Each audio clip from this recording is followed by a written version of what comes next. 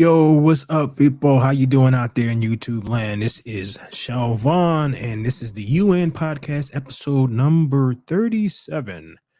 All right, well, it looks like today I am going to be by my lonesome, but I can still give myself a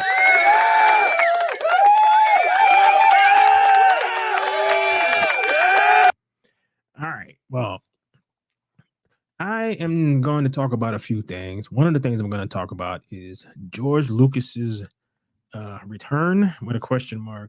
I'm not sure if this has been debunked or not, but Star Wars Theory had he's the biggest YouTube channel and he had something to say on it, so I thought I'd check out what his videos said. All right. Well, first of all, what I'm gonna do is check out this article first. Yeah.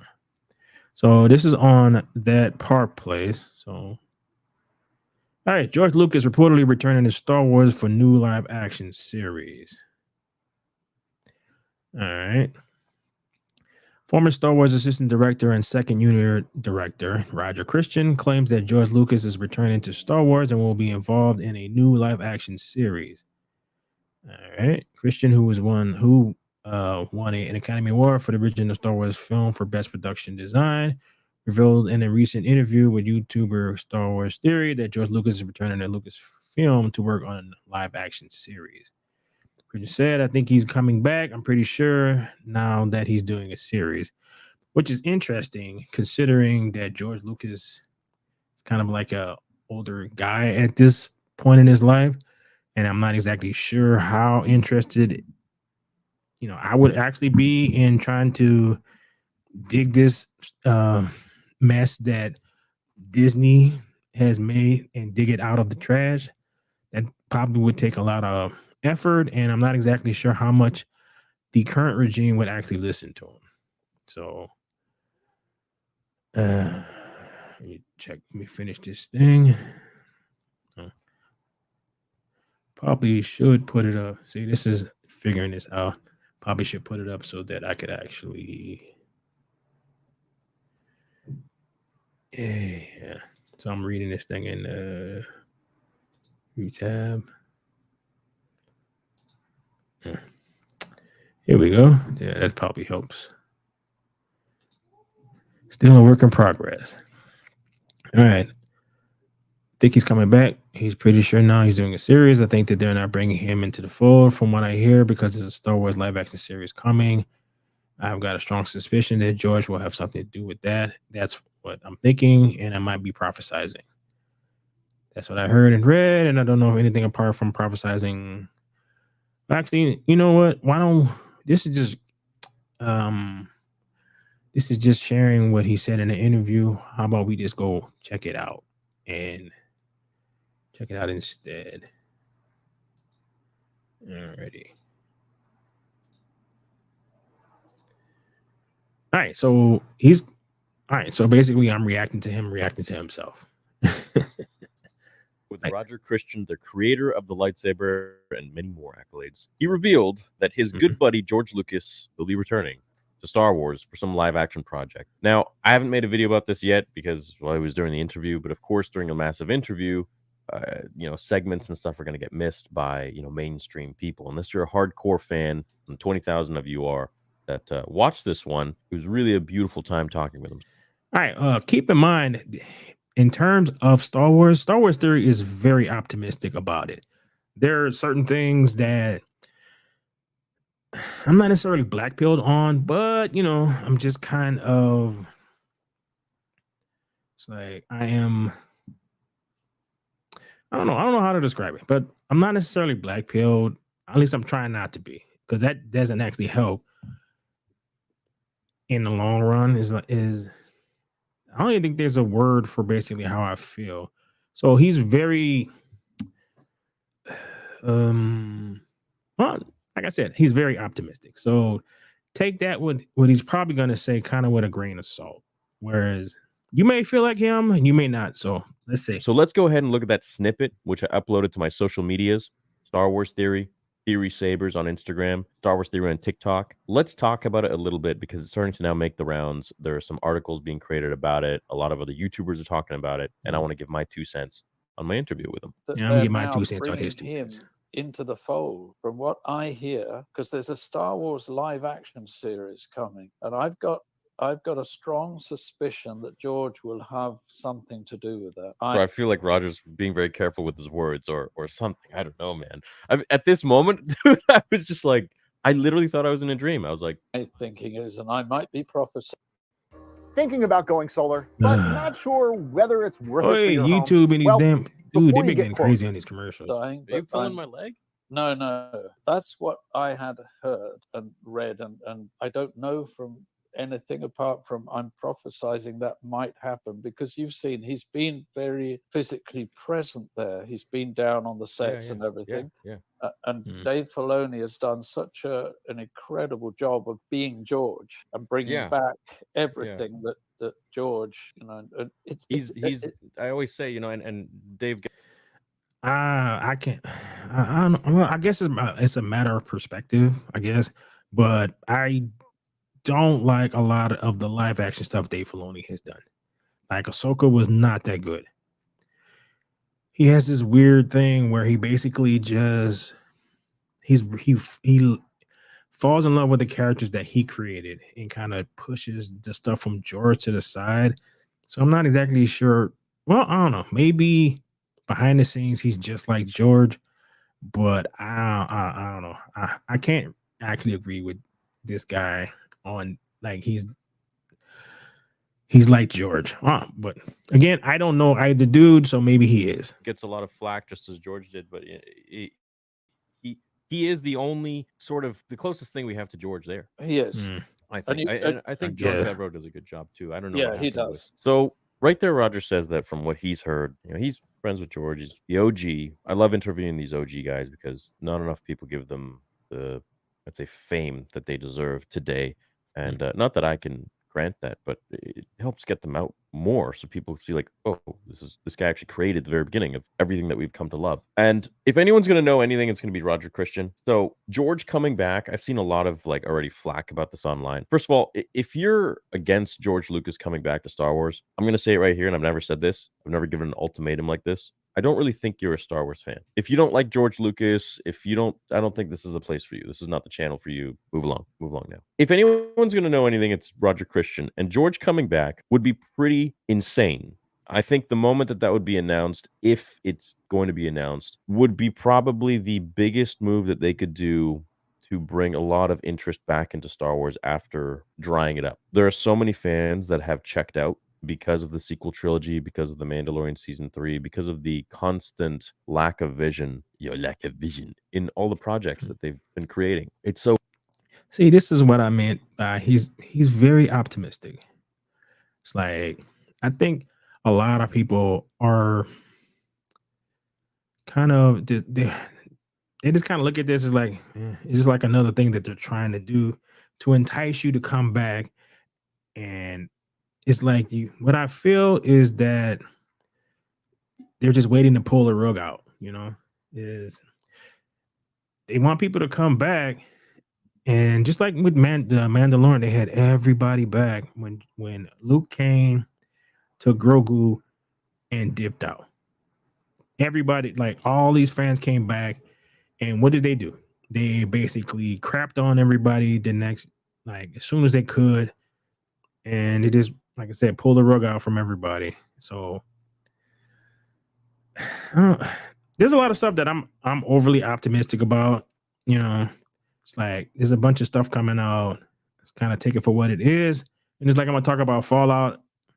I'm gonna take it for what it was, So let's finish. So hit or miss, and mostly miss. We're going to be candid here, which I always am. If George were to come back, it would unite so many people just alone on that announcement. We don't know what he's going to create. We don't know what he's going to do. But judging here by what Roger said, when I asked him what was George going to do after episode 6, he said that George actually wanted to go all the way back to around the time the Force was created, essentially. And what are they doing now? They're creating Dawn of the Jedi, which is the Force in its inception, sort of. The Jedi, the first Jedi, all this and that, which have already been adapted into comics and legends. But we know that Disney's probably going to change that and do their own whatever they want to do. Yeah. If they go with the Thoyol and all that, and you get Legends guys. You guys know what I'm talking about. Mhm. That'd be pretty cool, but I don't have my hopes set on that at all. If George were to return, the announcement itself would reband the entire Star Wars. Well, not the entire. There's still people that are going to be skeptical. Would reband a lot of Star Wars fans just on the premise that we know George Lucas he created everything, but also nobody can tell George what to do. There is no way. And that was the biggest problem that I had with the prequels. Like, yeah, you're the creator, and you own everything. And there was a lot of stuff that he put in there just because it popped into his head, and that doesn't strike me as promising. It's like he put the pod race stuff in because one of his kids was into like the little go-kart racing thing at the time. So he thought it was interesting. So he put this huge sequence into this movie.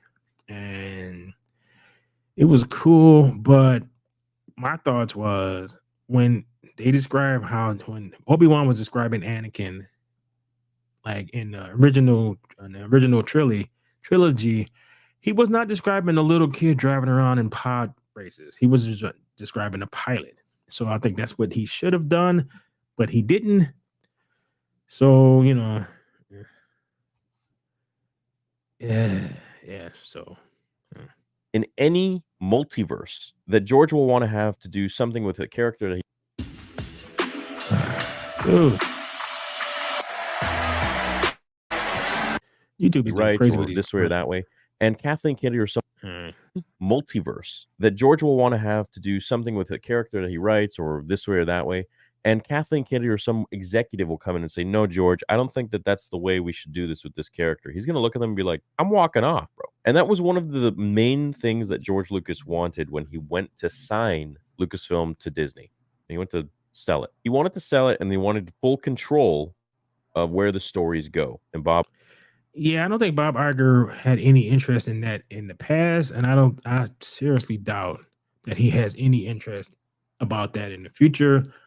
Because like some of the stuff that I've heard about Inside Out too, it's like, I know these things are made like 3 years in the past, and they just gotta live with all the decisions that they made 2 or 3 years ago. But Disney does not strike me as changing anytime soon.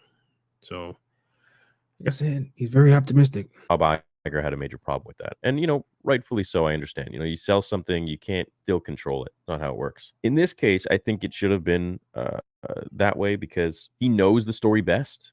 And I think that he could have instructed them on where the story should go, not necessarily having like all this control, but Yeah, he as if tells they them would where listen. it goes. And so Mm. for Bob to be like, "Hey, no, like you don't get control," I don't. I understand it from a business standpoint, but from a creative standpoint, which is what made the company so priceless to begin with, that's all George. That's all story. So if he were to come back, I mean, I can't even. That's a bigger announcement than like Anakin and Obi-Wan coming back on a show or whatever. That could. All right. To that point, Pixar's biggest claim to fame was their story. That's what everybody, when they talked about Toy Story and they talked about all these things, the one thing that they talked about the most was the story, because that was John Lasseter's whole bit. He pushed that.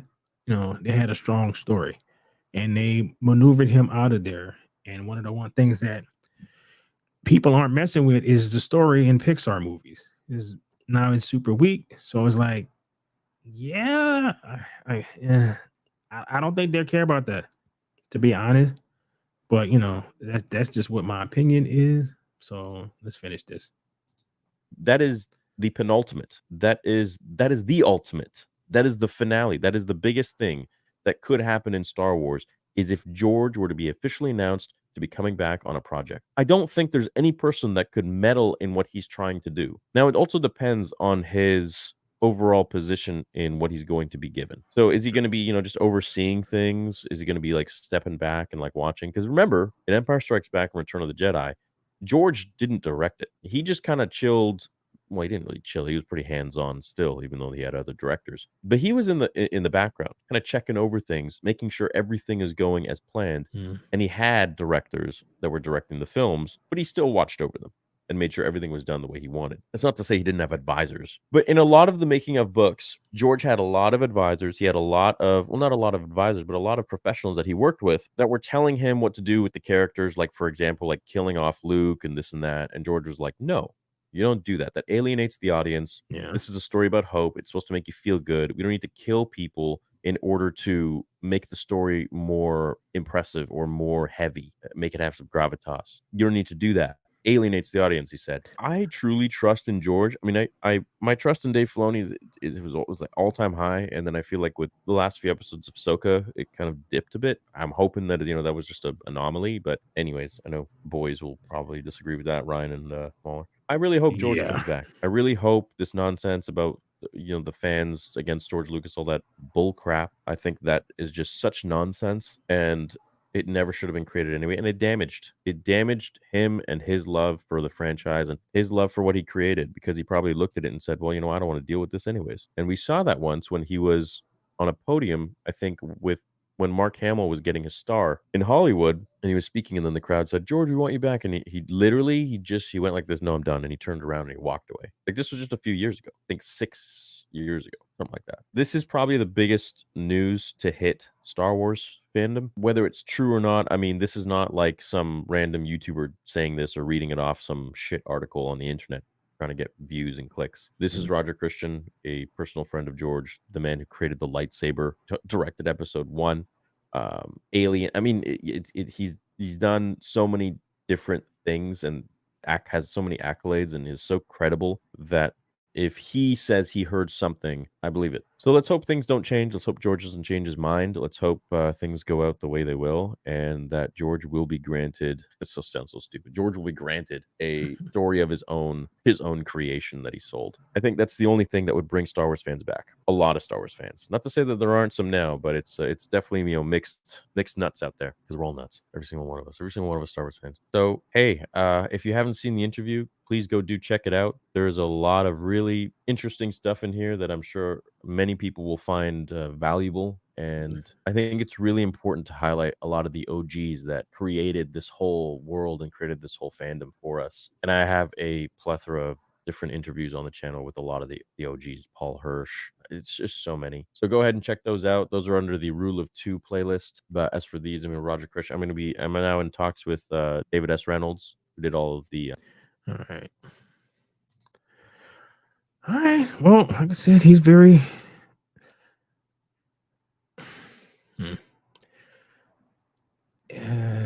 I don't know. I'll probably say that a lot, but I think everything is just a little too far gone as far as Star Wars goes. Is like we're slowly creeping into we need to start creating our own stuff, because they have damaged so many things so badly that I don't have that much faith in it being able to be turned around. So even if he comes back, like I said, I'm trying not to blackmail myself, but it's like, I don't know. All right.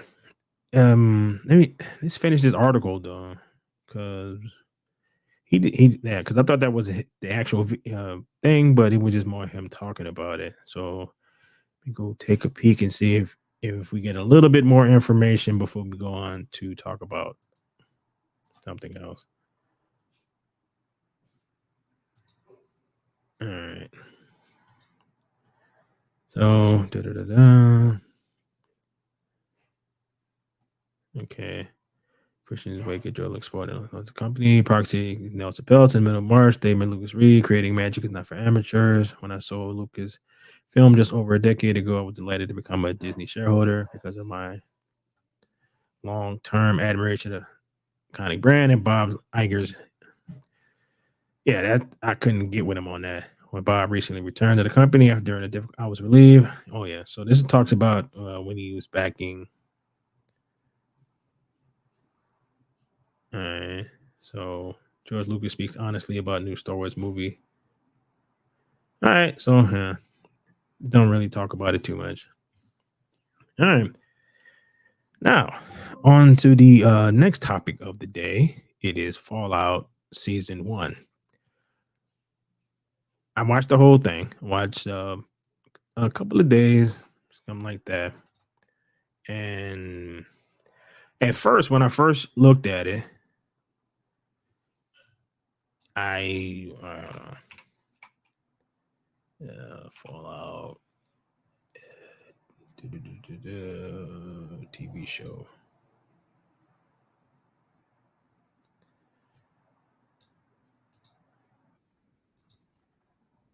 All right, so let's put this on in the background while I'm talking. All right. This is more fun with more people, but the show must go on even if everyone can't make it. All right. Hello there. I'm here to show you a wonderful place. All right. I don't need the volume. All right. So when I first saw this, I was like, all right, it looks interesting. And I checked it out. The first 2 episodes were kind of like, oof. All right. Yeah. I almost didn't finish it because I really didn't like the first 2 episodes. So I watched the other 6 and I followed the adventures of Lucy. I didn't like Mason. See, I can't remember his name. Mason was not. I hated the fact that when we got introduced to the Brotherhood of Steel, there were a bunch of slovenly cowards. I didn't like that too much. And the Ghoul, when we got introduced to the Ghoul was fine, and all the stuff that he was in was fine.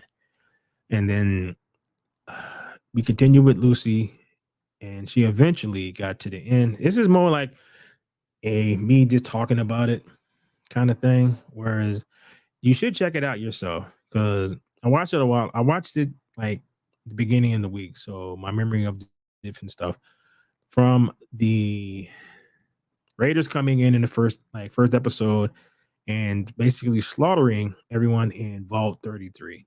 Well, for the most part, killed a lot of people, and I'm not exactly sure how, story wise, they should not have been able to fight these people off because they were more the folks who came in were more used to fighting people, and essentially they didn't. I guess they really didn't fight them off. They just kind of left, and that continued, and so that we can continue the story, and somehow they were able to capture the other ones, even though the people in Vault 33 were not. I mean, they did self-defense training, but there's a big difference between, and if anybody who's ever learned how to do almost anything, there is a difference between learning something in the book and then going out and actually doing it in real life. So by all intents and purposes, the story shouldn't have went like how it did. So it got to the point where I was like, all right, I'm just going to ignore the this, that, and the other about stuff that's happening in this particular thing. So she goes out and she decides to go out into the real world. The one thing with her and the guy from the Brotherhood of Steel that kept popping into my head was, what is your plan? Like, what are you going to do? This is not the thing that you can wing. You have to have an idea of what you're going to achieve, because this is a wasteland and you will be killed if you just go out and just, if you just go out and you just try to swing it, So that kept popping into my head, and that's part of the reason why I didn't like the first 2 episodes, because they made, it was just a lot of dumb decisions from so many people, from the brother, like Michael Rappaport's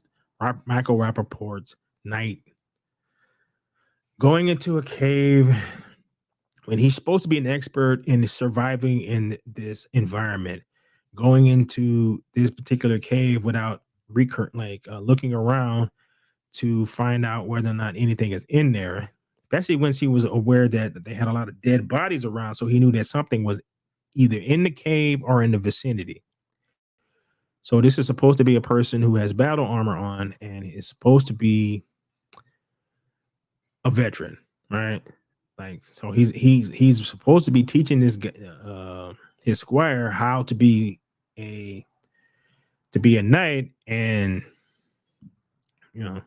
so that struck me as bad. And then him running away is like, I'm not exactly sure how Mom was supposed to feel about the Brotherhood. It's like somebody's doing something. So I don't know how I'm supposed to feel about the Brotherhood. And I heard a lot of critiques on this thing. And one of the things that struck me is a lot of the issues that people had with the story has more to do, at least from my point of view, with the overall this type of story. It's like humans kind of need a few things to survive. They need water, steady food, exercise, and a relatively, not necessarily spot clean, but a relatively clean environment. So you have to be able to defecate and pee and all that stuff in an area where you don't affect everything else. And so if you don't have any of this stuff, then that causes problems. So with a lot of these post-apocalyptic things, it's like Mad Max and stuff like that. Like Mad Max takes place in a desert. Humans need water. Not only do you need water, and the more humans that you have, you double, quadruple, quintuple, whatever the amount of water that you need, right? So you have to be able to store the water so that nothing gets in it, so that if your village or whatever is drinking it, so you don't get sick. So, and if somebody does get sick, it's just so much stuff that you need. And a lot of times when they tell these kind of stories, they never factor any of this into the story, right? So what happens is they just decide that they want to tell this type of thing. All right. So they say, oh, the water is radioactive. I'm like, okay. You have to have a way to get around that so that the people who are living there can still exist. All right. And you have to actually show that, because if you don't show that, then it comes across as a plot point that, it's a hole in your story kind of thing. So as I listen to the people who are giving in reviews and whatnot, and like a lot of people, like, overall, I enjoyed it for what it was. So I was not expecting. Well, actually, from the trailer, I probably was expecting a little bit more than what I got. But I'm so used to stuff being kind of crap, I was not that disappointed. And what I was more happy with is the fact that Lucy was not a Mary Sue, right? She failed, and she learned from her mistakes, because one of the ones that she was super naive going out into the real world. And when the scientist guy, like in the first episode, he saved her, like him and his dog saved her life from the bugs because she set up a fire. And so he was warning her to not do that. But then she continued to do that through the rest of the series. And the ghoul did that. And everybody lit fires at nighttime. So basically what he told her didn't really amount to anything.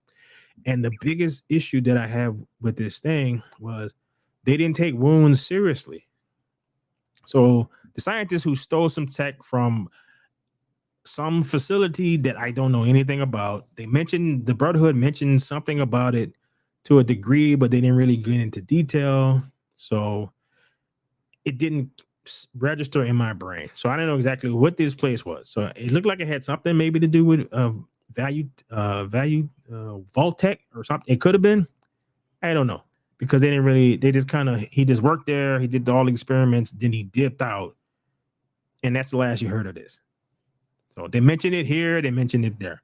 All right. When you find out what he stole, if I took the story of this whole series more seriously, it would have basically have destroyed like just their whole story, because once you find out what it is, it makes how everyone else is living so stupid. All right. So, okay. He gets a wound from the ghoul. The ghoul blows his foot off, right? And apparently, whoever wrote this does not understand that you have an artery in your like in that area, and if that gets like if you're he blew his foot off, so he should have bled to death, right? So magically, he did not he did not bleed to death. They live in an environment where everybody's dirty. He didn't get no infections, none of that stuff. So they eventually when the Brotherhood of Steel dude shows up, he fights the ghoul very foolishly because he had no idea how to use the battle armor that he's flying around in, and the ghoul actually points that out, like when he eventually gets the upper hand on him. So while all this is happening, the Lucy and the scientist guy goes behind, like goes into like this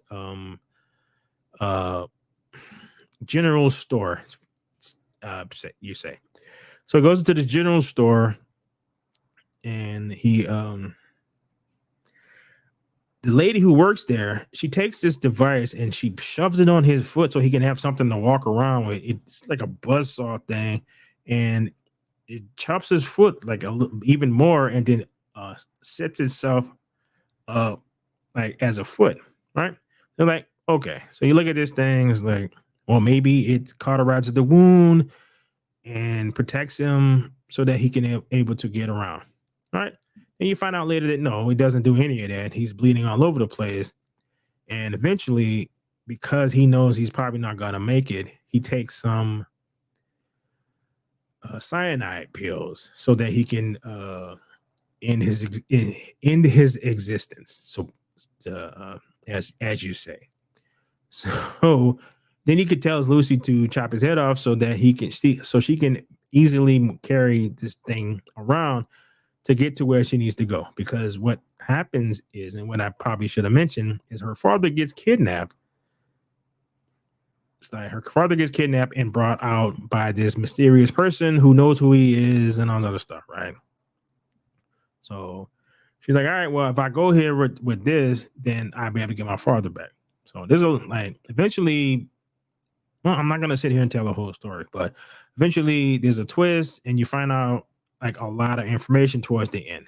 And she meets up with the Brotherhood of Steel guy again, and it turns into this thing. But like I said before, the major issue with the overall story is the major issue with this type of story is everyone is living this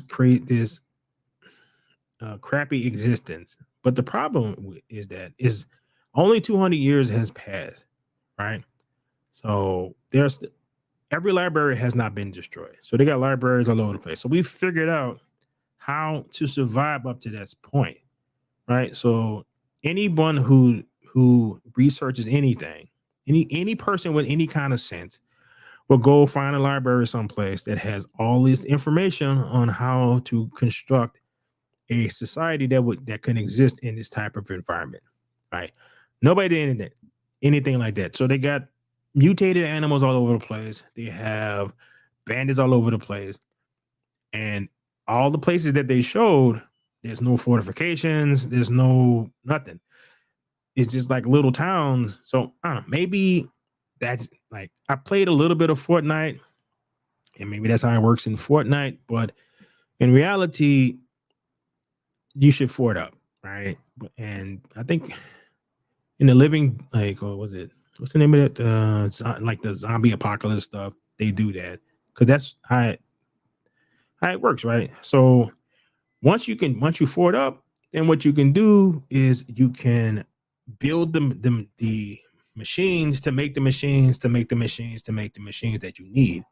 So you can start out by building plumbing, so that way that can help get rid of all the waste material so that it can go to a spot far enough away from where you're at, so you don't cause mass famine. Because again, we figured out how to do that. The Greeks and Romans and all these figured out how to do all that stuff. So it's a huge flaw in this type of story. Now, I've seen stories where they had like a nuclear fallout or something like that. The way to get around it is like this Shannara books by this guy named Terry Brooks. All right. So what he did was he based his story is like it's like a fantasy book, but it takes place like 2,000 years after a nuclear or a civilization ends itself.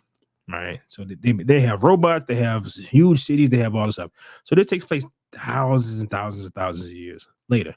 So after the nuclear fallout, what happened is everyone goes to ground. There's most people get killed in the war, and they go off into little areas and they just survive for like 1,000 years, right? So all the cities are destroyed, 1,000 years. Everyone mutates and all this other stuff. So you wind up with people who look like dwarves, people who look like trolls, and people who look like humans, right? So it's three factions.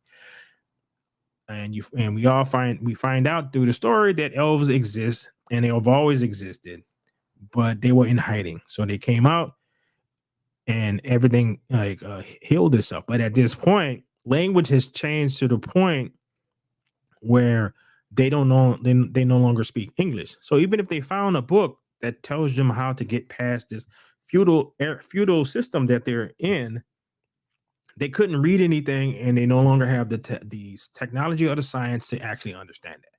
So you got to go far, far, far away from modern times. So if you only go like 100, 200 years, they like, because when she comes out of the vault, she speaks English.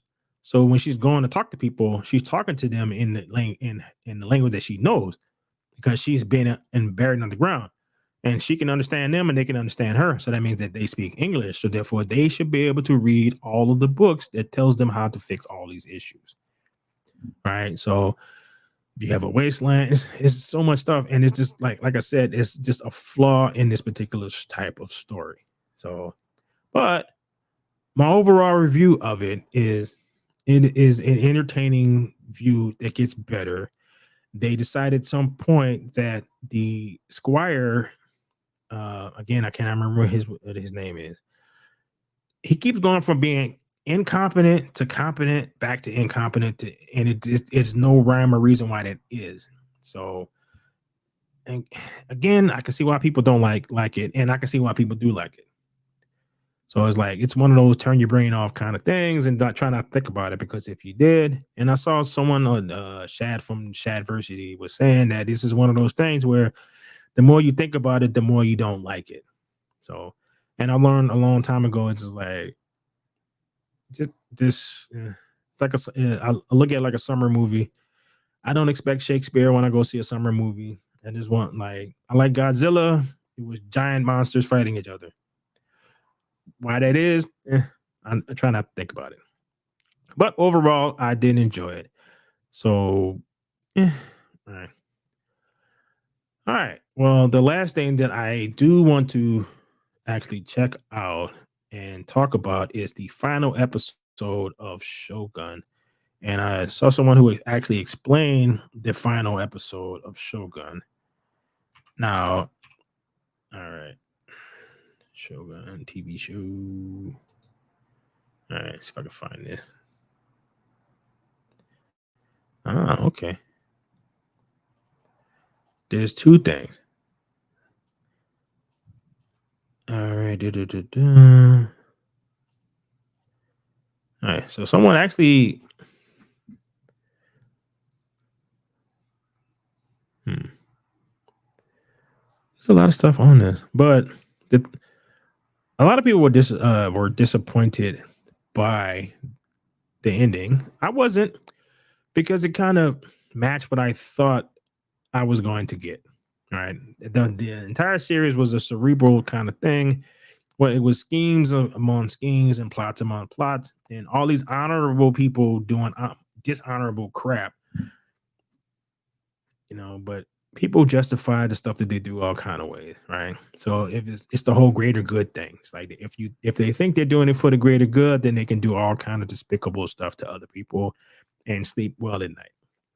All right. So it ends with Mariko dies in the previous episode. She dies in episode 9.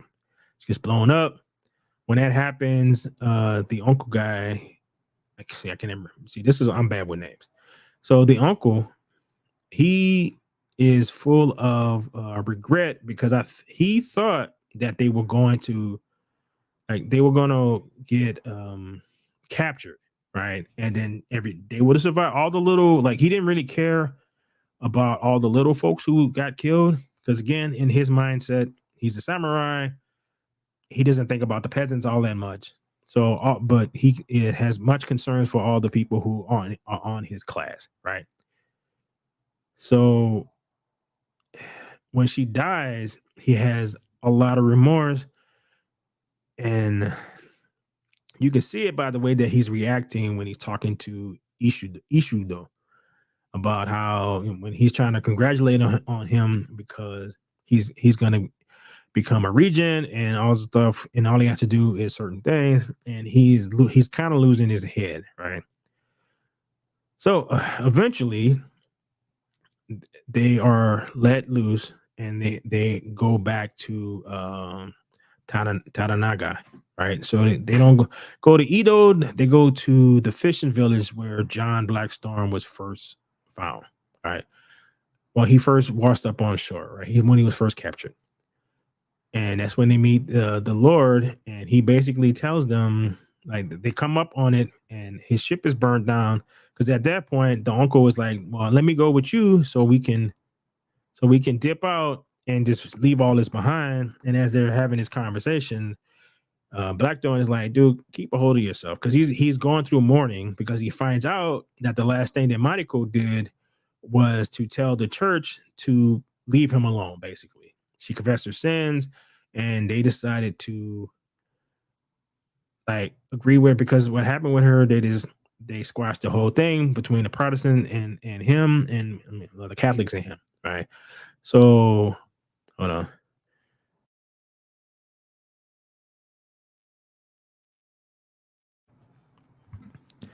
All right, so he comes around the bend. When they get close to the village, then he finds out that his ship is all burnt down, and he gets told that the Christians came in overnight and burnt his ship as revenge. So he thinks that was one of the stipulations for them saving his life, was they burned his ship, right? So Tananaga is basically searching for the people who did this whole thing. All right. So John is distraught over Mariko's death. So he eventually has he talks to Fuji, and she tells him that she's leaving to go become a nun. Well, as she's about to go, like, he tells her, like, you can do one last thing for me, and that is to go and let me talk to the Lord, like Lord Tananaga, and they have a conversation where he tells them that I came here to use you and all this stuff, and he's kind of going through his thing, right? Meanwhile, Ishido is setting up with the other regions so that they can go attack, like, so that they can attack Taranaga. And as he signs the proclamation to, like, for war, the declaration for war, there's an earthquake. So when that happens, it's like they take it as an ill omen, right? Because the last time this kind of something like this happened is when the Tanaka, Taiko, yeah, leader of everyone, he was going to go to war with Lord Tananaga, and as he made that declaration, they had an earthquake then, and so it kind of spooked everybody. So he decided to push for peace. So that's why they didn't go to war with each other. So you come to find out later that they're gonna kill, like, the uncle because he betrayed everybody, and, like, so he has to commit seppuku, and so he gets, all right, hold on, nose is running a little bit. So he's gonna commit seppuku, and as he's about to do it, like, the next day, he's having a conversation with Tananaga, and he's basically he's letting him in on all of his like his whole plans. So it's like, well, so when are you gonna start Crimson Sky? Because like I'm about to die, so you can tell me, right? He's like, well, Crimson Sky has already started, right? So he's like, what are you talking about? He's like, I sent, instead of an army to Osaka, I sent a woman, and like her whole purpose for going was, I think, was to remind them that they were samurai. One, two, to embarrass Ishido, and he succeeded it basically in all fronts, right? Because he was not going to let anybody go, but because of what happened to her, he let all the hostages go, right? So he had nothing over the other lords except for their loyalty, and they're kind of looking at him all sideways. Because even when the Taiko's wife died, she told the heir's mother that don't marry him because he's just a peasant. So as much power as this dude has amassed, and he has changed his class from lowborn to highborn, they still look at him as, you know, a lowborn kind of guy. So I think that's what her whole goal was, to put that little bit of doubt inside their head, because that's what Tadanaga was good at, is because the guy says that you're the wind, which ties into a poem that the heir's mother sent to him, and it included a line that Mariko said, like one of her poetry, and that she finished the poetry talking about how a flower is not a flower, like, because in the poetry it says a flower is not a flower till it falls off the branch, and she's like, well, because the wind blew it off, right? So he's like, well, you're like the wind. He's like, no, I'm not like the wind. I just observe the wind. Basically meaning that he looks at how everybody acts and all the decisions that they make and the way that they make the decisions. And his whole thing was, it's like, all right, if I push you in this direction, you're going to do this. And when you do that, I'm going to do this. And when I do that, you're going to do this. And when you do that, this other guy over here is going to do that. It's because he, like, basically he is playing chess while everyone else is playing checkers, kind of thing. All right. So you find out later that the heir's mother had decided to side with him because of the law, because of what happened to her friend. So it kind of pushed her into the direction that he wanted her to go. And given what happens afterwards, and I'm going to look at a video that they put out that explains what happened after, because this is all based off actual people, right? So when he eventually, you see that he goes to war, it's kind of a thing where Ishido thinks he has the whole army on his side and against this one guy, and then he finds out as he's at the battlefield that he doesn't, because the heir's mom pulled the heir's army away, so it never comes. So therefore, he is fighting not with the heir like banner behind him, so that it makes him look bad again. To see the doubt that Tanaka put in everybody's mind about who this person actually is. So if he was more of a noble, then maybe they would have stuck with him. But now he's a lowborn who has he's a lowborn bureaucrat who has all of this power now and has done all this stuff to them. So they kind of turn on him, and eventually he loses the battle. Now, in the original 80s mini series, I think they actually showed the battle. And this one they did, it was kind of an afterthought, because like I said, this is more of a cerebral kind of thing. It's like mind games over mind.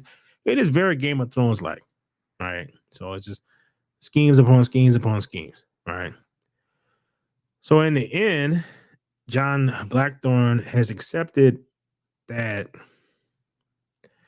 he's going to be in Japan forever. So, because he had like a vision earlier in the episode where he was back in England and it looked like he had his grandkids and he had a bunch of Japanese memorabilia or souvenirs around the room. And the reason why you can probably tell that it is a dream, because he convinces Fujiko. Yeah, like I said, I'm bad with names.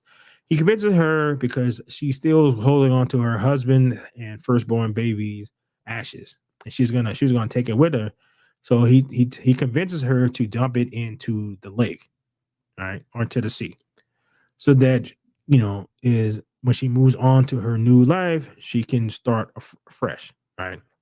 So as he talks to her, he decides, and I think with a little pushing from her to take Mariko's cross that was given to him and let that go too. So in the end, he realized, because he figured out in the previous episode that he has been changed enough where he's no longer like the Englishman, because he ran into a bunch of his crewmates. He ran into one of his crewmates, and he didn't go talk to none of the other ones. So like Japan had changed him a lot. He realized that in the end. All right. So overall, it was a very enjoyable series. I'm disappointed that there's not going to be another series from this, but the possibilities, because there are 6 books altogether. So there's a pretty strong chance, hopefully, because it did so well, that they do the other books. So, all right. So to end this particular episode, gonna watch out. All right. So actually, you know what? I'm gonna check this. I'm gonna check 2 things out. So I'm gonna check this out. Company with nothing to hide. Seriously, hidden fees? We don't have them. Annual con. Do you know why? All right. So this is next season. All right. And, all right. And okay. So this is a YouTube channel called Next Season. Do you know why Yabushige smiled at Toranaga as he was committing seppuku? And do you know why Toranaga smiled back? If there's one scene that has been lingering in my mind since the finale of Shogun, it's definitely this scene. When I first watched the scene, I thought the two were smiling because they both realized that their journeys, all the years they worked together, good and bad, were finally over, so it was like a smile as a final goodbye. But after thinking on it a little more and actually going back to the previous episodes, I realized there's a deeper meaning behind their smile, actually more than one meaning. Let's talk about it.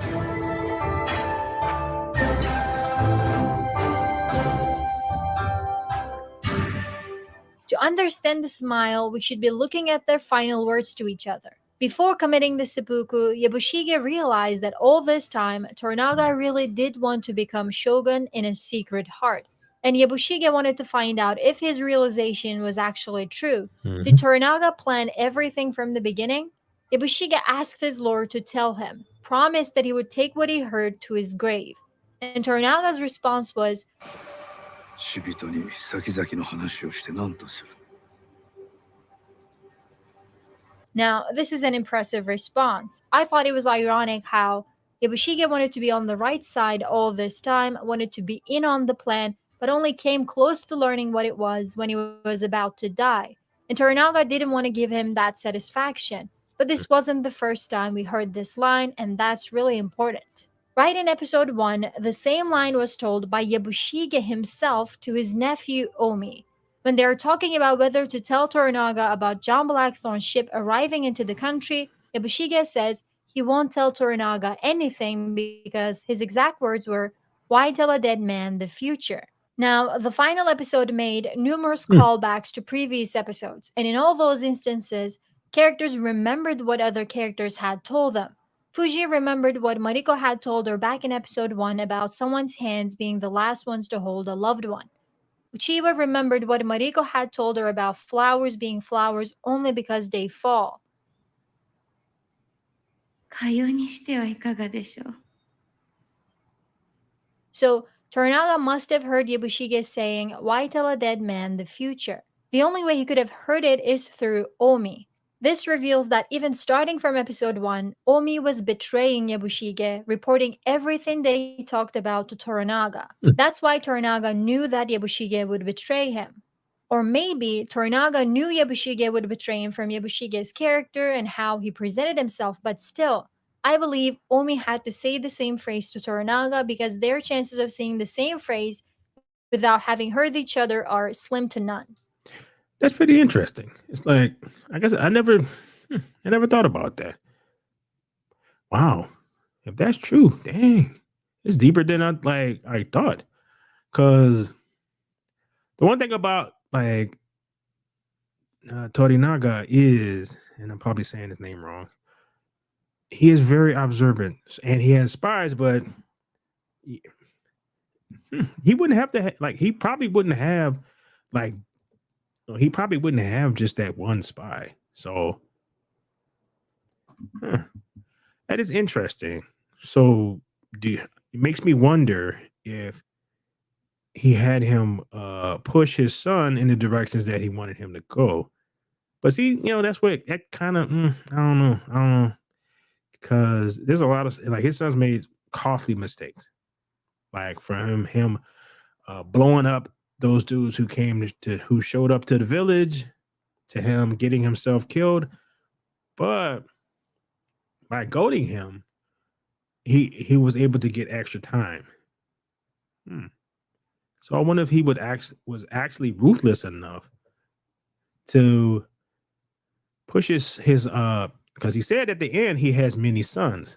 Because he just had another one. So wow. Hmm.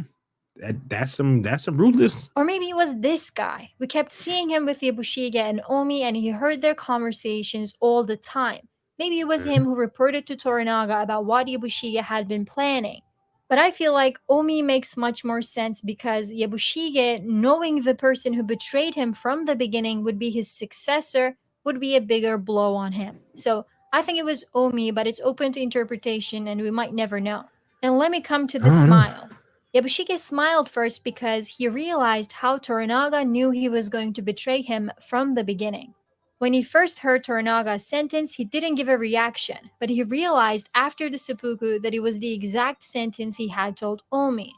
Toranaga basically revealed something that Yabushige thought was in confidence, which in turn showed that Yabushige's betrayals were a part of Toranaga's plan all along. But his smile wasn't that of surprise. It was the smile of a man who was truly impressed with his lord's mastery and his competent plan. In a way, he died happy because he realized all of his actions were not for nothing. His betrayals and even him causing the death of Mariko were not wasted actions. They would help Toranaga win the war and eventually become shogun. I think Yabushige died happy, not as an embarrassed man who died knowing he betrayed his lord, but as a man who believed his actions, although wrong, helped his lord anyway. And Toranaga smiling back at him was just confirmation of Yabushige's inner thoughts and realizations. I think Toranaga said that sentence to let Yabushige know that he knew about his betrayal from the very beginning. And when Yabushige turned to him with that smile, he only had to smile back to confirm. But of course, there are other meanings to it. For example, Yabushige's smile could have been sarcastic because Toranaga waited a while to cut Yabushige's head. It was like he was waiting a little for him to suffer longer. So Yabushige was like, "You're really dragging this, huh?" It could have been a sarcastic smile, and Toranaga's smile back could have been a confirmation of this. "Yes, I'm making you suffer a little longer," which would show his satisfaction and strong ego. Another meaning of the smiles could be their mutual acknowledgement of the long game, how they both played this all along. I don't know. I kind of like for her first conjecture a little bit more, because then that makes him the kind of ruthless person you would have to be in order for you to recreate this level of power in Japan that was gotten rid of a long time ago.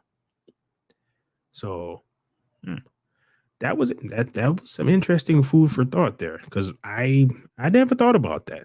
So I wasn't so there are many levels to this show. So wow, okay. But that's not the well, let's actually, you know what? Let's let her finish her point. All right, here we go. Long. Well, it would be more like Yabushige's acknowledgement of Toranaga's wind studying techniques and Toranaga just giving back an appreciative smile. One could argue Yabushige's smile could even be about him finally experiencing the moment of death, something he has been obsessing over since the start of the series. Yeah. He has been gathering up a list of worst ways to die. Even in the finale, he didn't want to die a simple death. He wanted it to be like a show, a performance.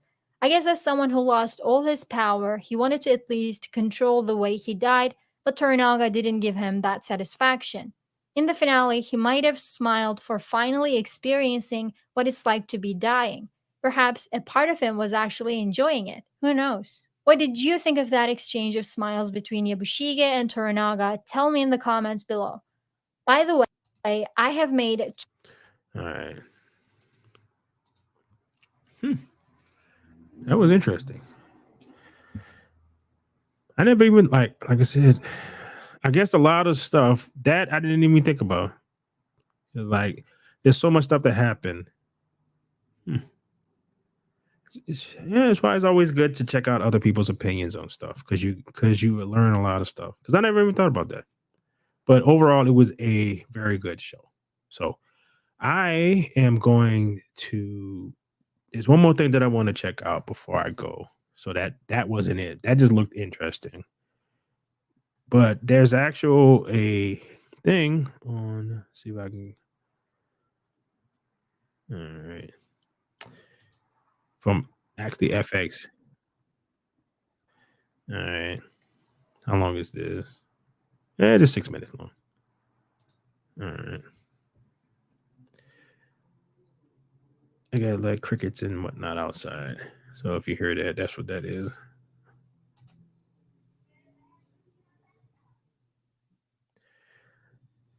All right. So let's check this out.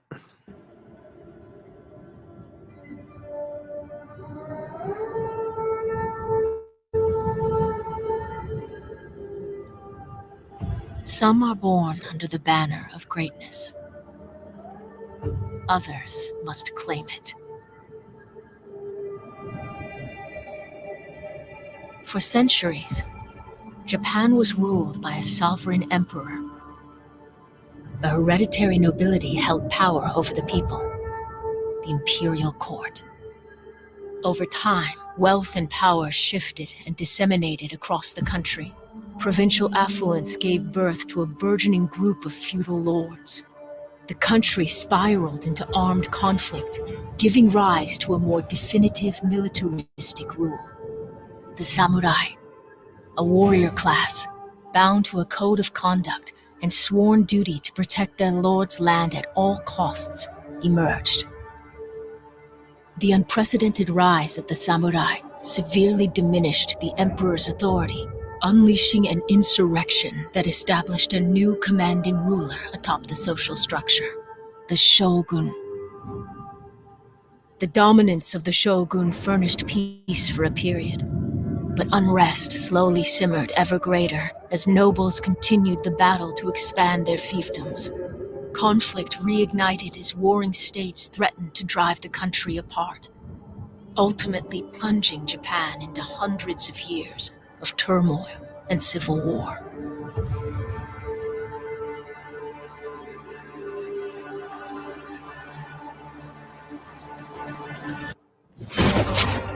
War was a way of life. Death before dishonor. The essence. The one thing about this show that I found the most interesting is you got a pretty good insight into what actually makes modern Japanese folks kind of tick.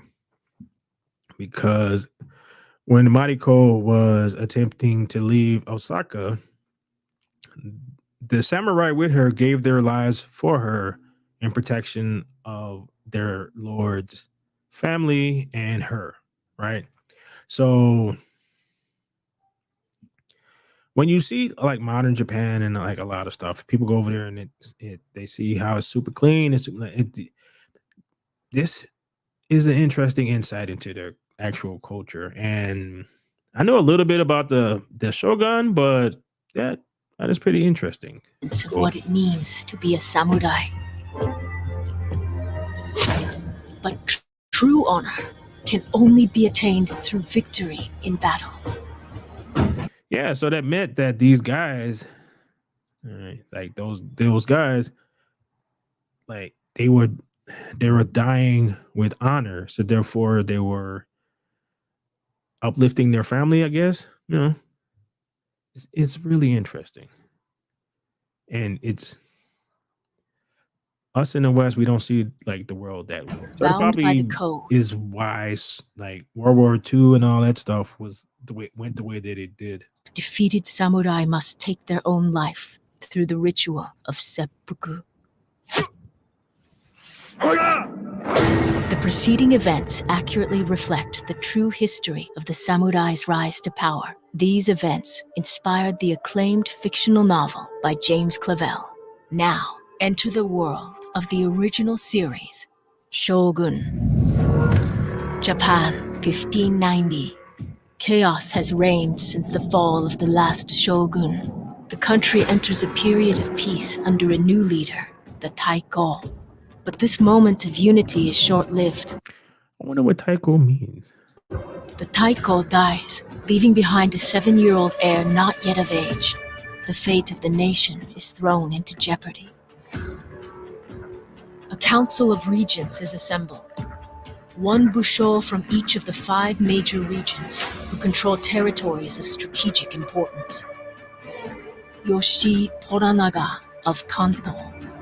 Sugiyama Josui from the northern regions. Ono Harunobu from Bungo. Kiyama Ukon Sadanaga from Higo. Ishido Kazunari of Goshu.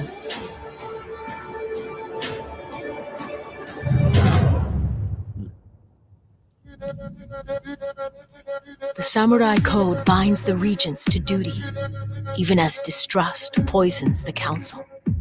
In the absence of Nakamura, Ishido takes the seat at the helm of Osaka Castle, the impenetrable fortress where the highest of the warrior class converge at the center of power. The thing that I wonder what kind of place. What did it say that he was from? Let's go back. Goshu. So I wonder if that was just like a little town.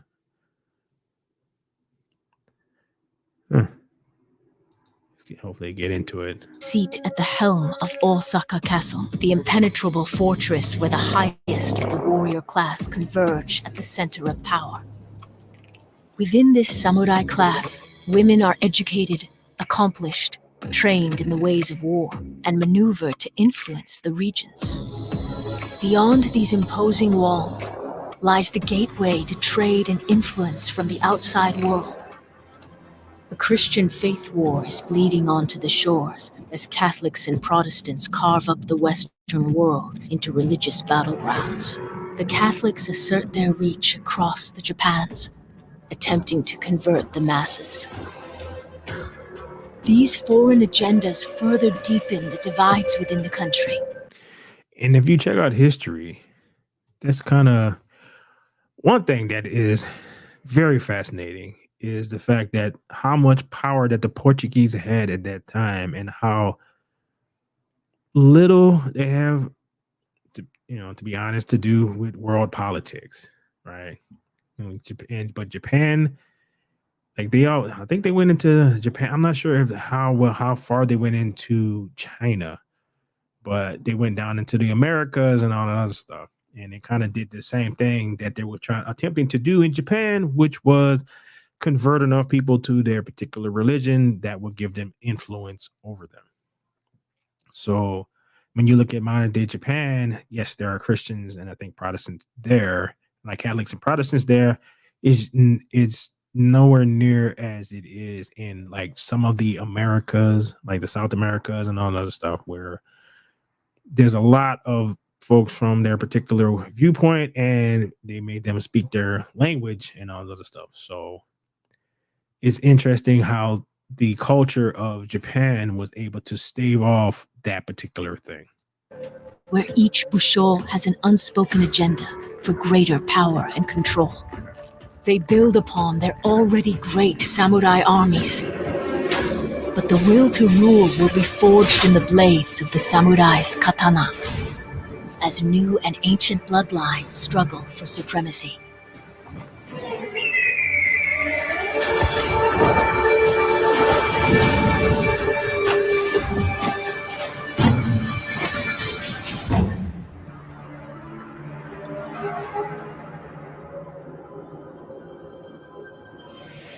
The state is on the precipice of war when John Blackthorne, a privateer from the west, is shipwrecked along the coast. Toranaga appoints Lady Mariko, a trusted advisor, as Blackthorne's interpreter and teacher. Now, 3 fates will be forged in one purpose: to fight for the future of a vast nation as history collides with the dawn of a new era.